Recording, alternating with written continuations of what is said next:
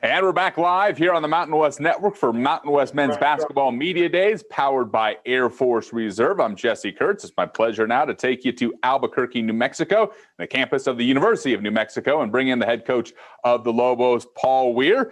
Coach, great to see you. I know there's some tough times right now, but I appreciate you making some time for us to talk some basketball. Tough times for everybody, but sorry, I'm looking in the wrong line. I'm excited to be here. It being a different ramp up to the season, how have you been able to, in some way, shape, or form, and what's been your strategy in trying to keep the guys fresh as the season is right around the corner? Fresh is probably the wrong word. Trying to get them even just remotely prepared is our biggest challenge right now. It's I think brought us very close together off the court.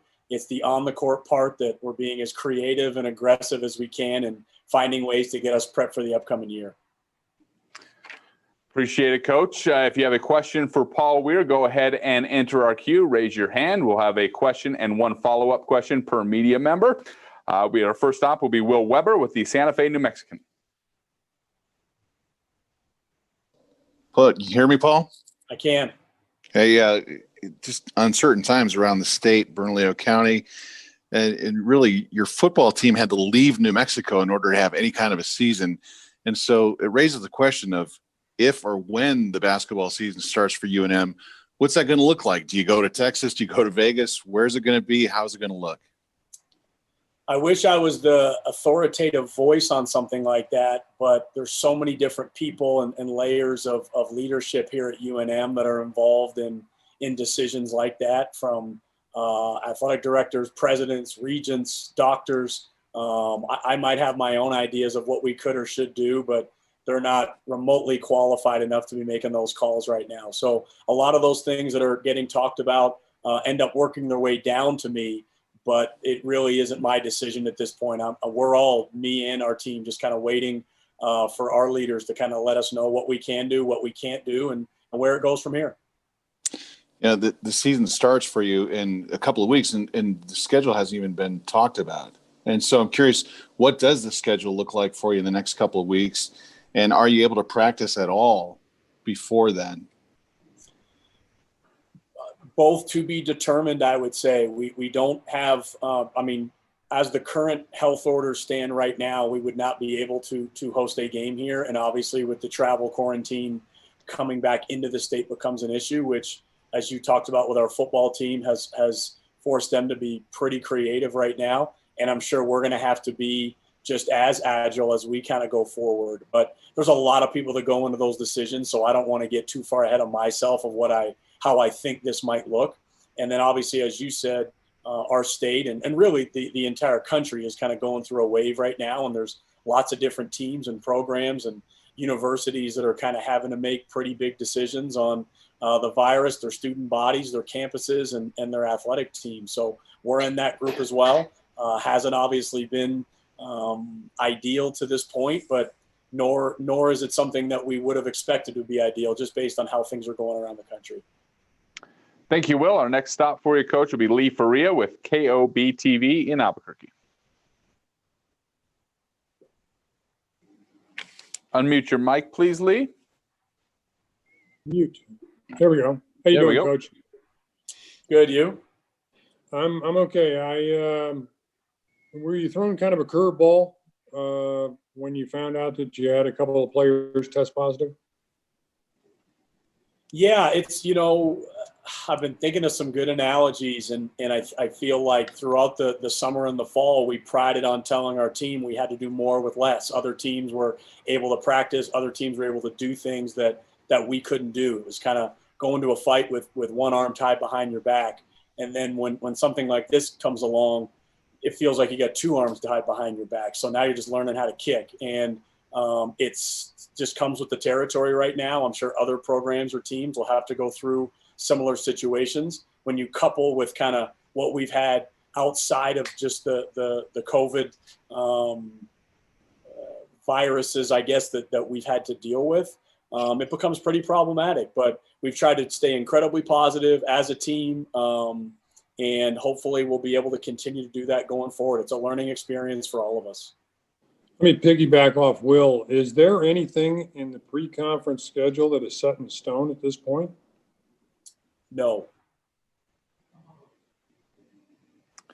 Thank you, Lee. Next question from Jeff Grammer with the Albuquerque Journal.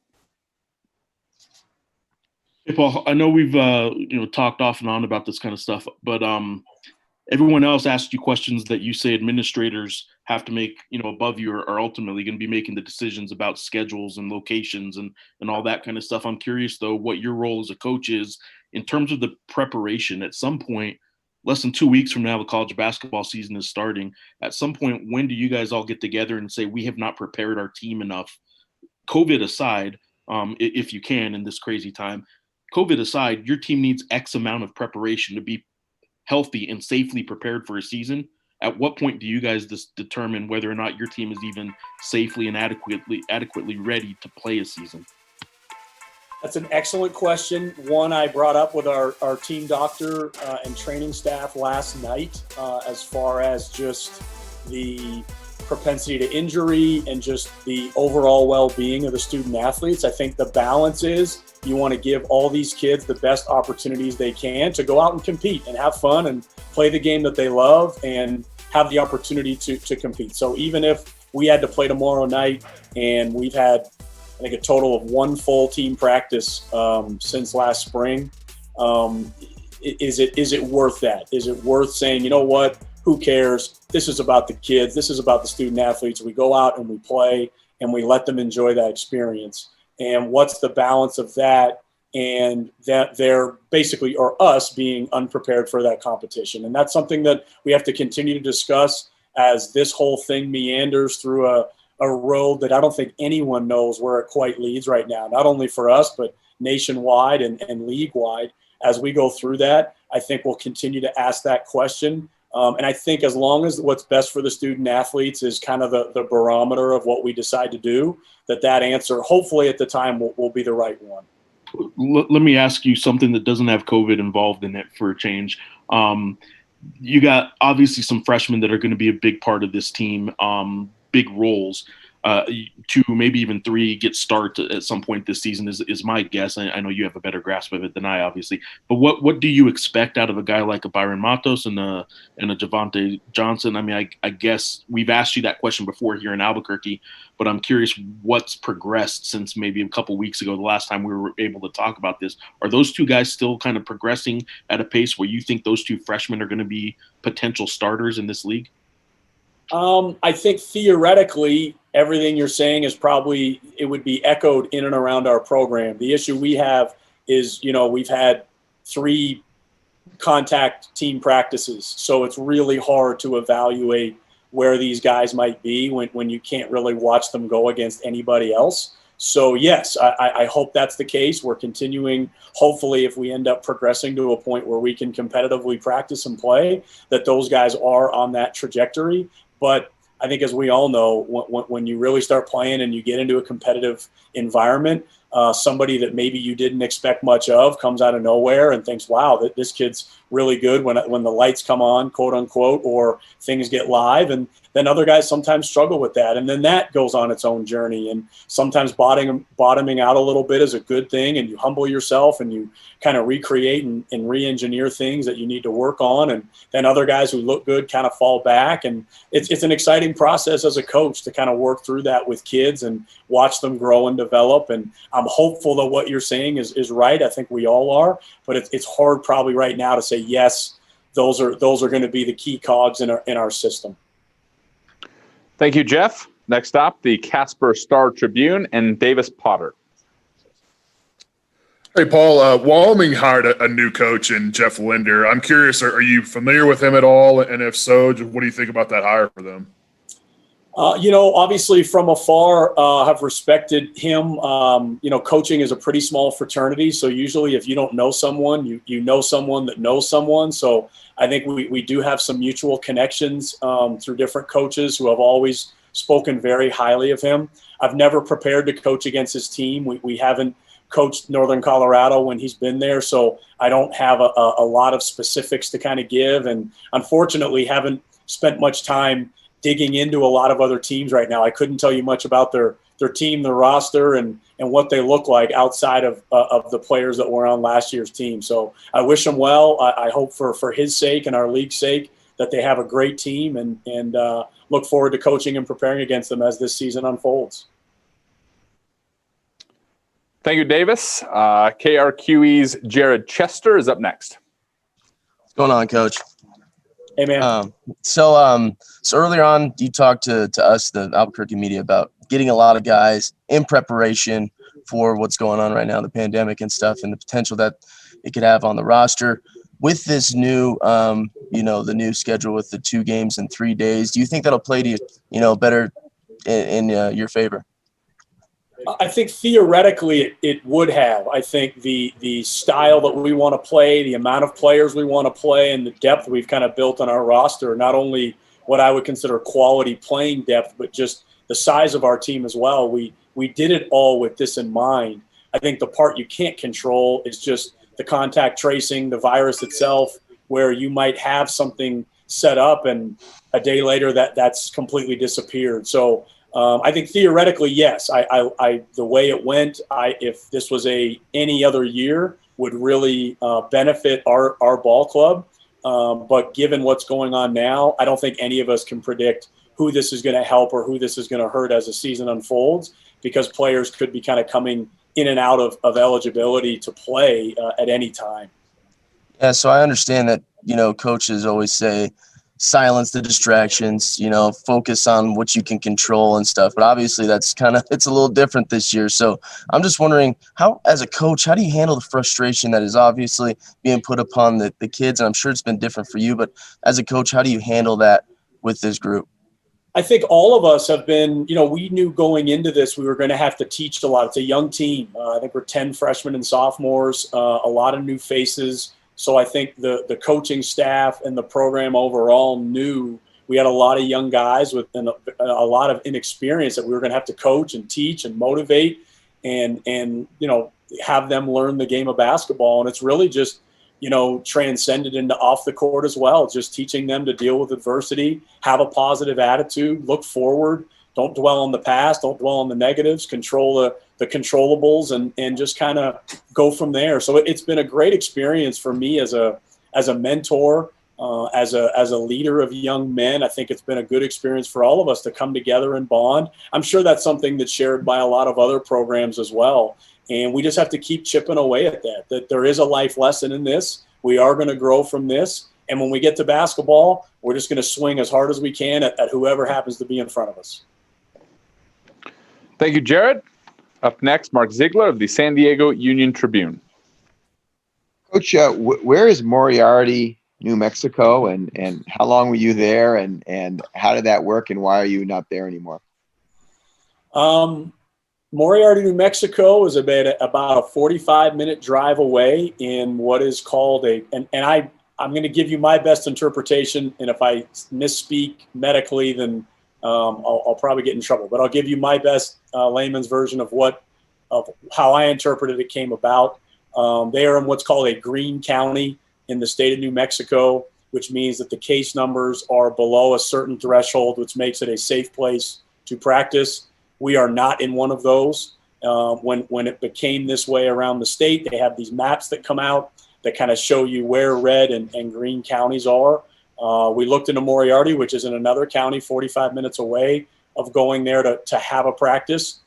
Going to Moriarty, we had only had the ability to practice one time as a team. So our administration and leadership came up with the idea to go there to stay in adherence with the protocols that we agreed to with our state. It was a green county. We went there. We got 2 practices in, and unfortunately had to come back. And it is now defined as a red county. So there is no going back to Moriarty. And it was an amazing experience when we went. We enjoyed it. Had a lot of good time together. Doubled our total team practice time, which was really cool.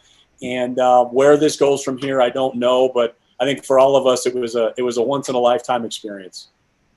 As a follow-up, you've talked about the various scenarios, and you have to wait for leadership to sort of decide. But is the chance that you will not play a basketball season on the table right now?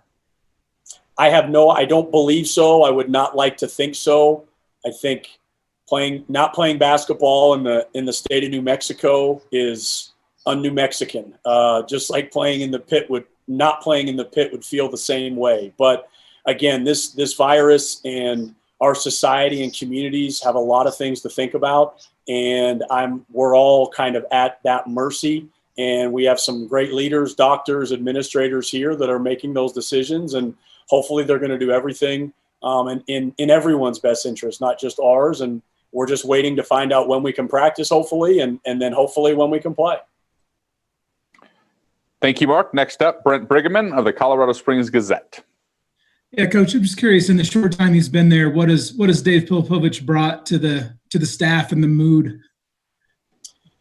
Gosh, Dave is awesome. I can't say enough about him. He has a incredibly engaging, uplifting personality that is contagious. I don't know if there's anyone that doesn't like being around him, to just talk to him, learn from him, listen to him. And I think we're all looking forward to that journey. He hasn't been here very long. Obviously hasn't had a ton of practices to be around to, or us to really dig into the basketball stuff, but just to have someone of his competency, his experience, and just his likability is it's very welcoming right now, I think, given the tone of this press conference. And with the NCAA granting an extra year of eligibility this year, with a freshman like Javonte Johnson, who comes from the Colorado Springs area, would there have been talk of redshirting him because you guys haven't had a preseason? You know, you may or may not have non-conference games. Under normal circumstances, would you have considered that? And does that rule change, affect your thinking? Right now, absolutely not. He's well above that threshold. Ironically, when he signed, it was something his dad had kind of brought up of, hey, I'm looking at your team and let's see where this goes. And usually when parents bring that up, I say, hey, let's just talk about it when he gets here and let's see how he's doing. And thankfully, when he got here, I think we all realized right away he's above that. I think thinking like that. So we're really excited about him. I think the whole freshman class, this is the most talented freshman class we've had here. So to hopefully watch these guys grow and develop over the course of the year is something we're all looking forward to, including Javonte. Thank you, Brent. Next up, Isabel Gonzalez with the Lobo Lair. Hey, Coach. Nice to see you. You too. The last couple of weeks press conferences, you've been talking about the importance of seniors stepping up and being leaders. I think especially right now, it's important for them to, be leaders off the court. Is there anything that maybe said to the younger players regarding, this quarantine stuff or the practicing things? Yeah, I think, yes, practice-wise and training-wise is usually when the seniors come in and they'll talk to the freshmen about how hard the running is or the training camp is or the two-a-days are, the film are. With what our current kind of competition is really just the virus and going through this, not only as a team, but probably as a society as well. So those seniors are really freshmen in this too, just like I am. I think we're all learning how to work through this as best we can. We have good days, we have bad days, and you just got to hope that all of us together can kind of work through it. So unfortunately, those seniors haven't quite had the opportunity to fully be seniors yet, but hopefully that day is coming. And I know you were looking specifically at Keith McGee to maybe grow a little bit from the last couple years. What have you seen from him lately? Yeah, Keith, unfortunately, hasn't really had a chance to do that for us yet. Hopefully, we'll get him on the court soon, and he'll be able to do that. I think he does it socially and verbally amongst his teammates, but just to kind of physically get him on the court will be great for us. Thank you, Isabel. And our last stop for you, Coach, will be a question from BJ Rains with the Idaho Press Tribune. Hey, Coach, just doing something on Derek Alston. I know you said you hadn't really dove into the league, but you've obviously played against DA the last couple of years, the preseason player of the year. Just wondering your thoughts as an opposing coach in the league, his talent level, and obviously coming back for his senior year, he's going to be one of the better players in the league. Yeah, he's obviously incredibly talented, can play a lot of different positions. Last year when we played Boise, there were some other guys that really hurt us, but his talent just kind of jumps off the film.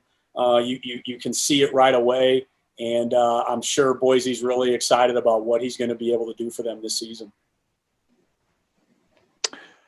Thank you, BJ, and thank you, Coach. I know, as you mentioned, tough times for everybody, but I think you're right, and I appreciate your outlook with the life lessons. We'll grow from this whenever that time may come. Good luck to you guys, and hope to see you out on the basketball court real soon. I hope so, too. Thanks for having me. You bet. That's Paul Weir, the head coach of the New Mexico Lobos. We're going to let him go while we transition to bring in Makuach Maluach, who is the lone returning starter for the New Mexico Lobos. The senior guard forward from Sydney, Australia, will join us here shortly. Makuach Maluach, a part of a team last year that averaged 76.7 points per game, which was the second most in the Mountain West from the 2019-2020 season. We head back down to Albuquerque to bring in the senior guard forward from Sydney, Australia, Makuach Maluach. My man, I know it's been some time in between practices and such, but when you have been out on the basketball floor, how nice has that been, and what growth have you seen from your team? It's been great. Right now, we know it's tough times, but it's great getting on the court with my new teammates and everybody else. But, we understand the situation we're in right now, but when we get on the court, we try to make the most of it, and it's been pretty fun so far. If you have a question for Makuach Maluach, you can enter our queue. We'll allow you to have one question and one follow-up question. Keep your hand up if you do have a follow-up question. Our first stop for you, Makuach, will be the Albuquerque Journal and Jeff Grammer. Makuach, what's up, man? How you doing? Good. How are you? I'm good, man. You and I talked in the spring, did a podcast with you where we kind of talked a little bit about this offseason, and this was, of course, back in the spring, where you guys are so isolated. There's no, all the players went home. You, as an international player, you had trouble getting home at first, and then there was worry about whether or not you'd be able to come back because of travel issues. This offseason's been unique that I don't think any fan can really understand, and everyone just keeps pointing to this sort of, well, just let them play, and we're about to play games again. Now you have that's sort of been kind of thrown in the air, and you're not even able to practice yet. How are you, especially as a team leader, how are you handling the mental part of this? I know there's some frustration, there's probably some depression and stuff like that on the team. Those kind of things are real, and it's not something that we talk about on press conferences like this a lot. But I'm curious your role in helping the team, but also your role in just kind of how you're handling it personally.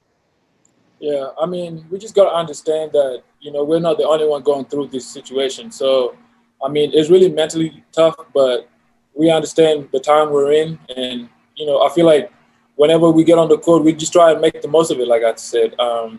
We can't be selfish and say, we're not playing. So we just come in and work, and when they say we practice, we come in to practice and give it everything we got. And then when they say we can't come in, we just stay at home. I know it's really tough, but we just got to get through it together. Well, I hope you're doing well with all that, and all of you guys especially, but I hope you're doing well. Let me ask you just a basketball question now, though. One thing I've written about a couple times now are these freshmen. You actually started as a freshman here, and I think people – you're going to be a 4-year guy. Not a lot of freshmen have actually started at UNM in recent years. It's been a while since there's been a freshman class like there is right now. Javonte Johnson, Byron Matos, even Isaiah, some other guys. You guys have 2 guys that might be starters on this roster. Can you tell me about Byron and Javonte specifically and kind of what they bring, what you've seen on the court out of them? Yeah, they're really talented players, and they bring a lot of energy. They really, they love their basketball, which is really good. They come into work every day, and I love that. But I think they got a big year coming up, and hopefully we get to play so they can showcase their talent.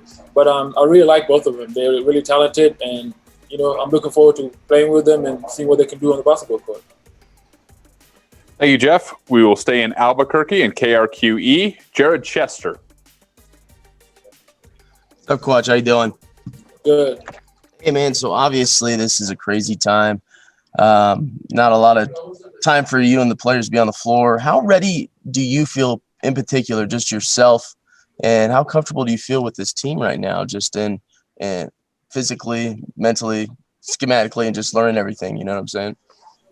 Yeah. I really like our team. We come in and work every day. So, and obviously right now, whenever we get to practice, we just come in and try and, make the most of that time. And I really like, our young group and the older guys that came in.